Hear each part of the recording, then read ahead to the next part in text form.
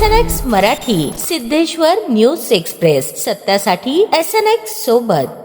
पाश्चिमात्य देशाचे अनुकरण करत सरत्या वर्षाला निरोप देताना रात्री पार्ट्या करून तरुणाई दारू पिऊन झिंगाट वाहने चालवताना आढळते. त्यापासून रोखण्यासाठी छत्रपती ब्रिगेडच्या वतीने मध्यरात्री 12 वाजता छत्रपती शिवाजी महाराज चौकात दारू नाही दूध प्या या उपक्रमांतर्गत दुधाचे वाटप करण्यात आले.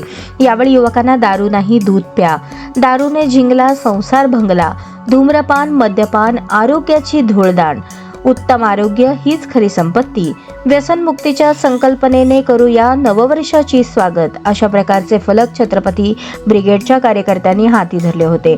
तसेच बंदोबस्तावर असणाऱ्या पोलिसांना गुलाब पुष्प देण्यात आले.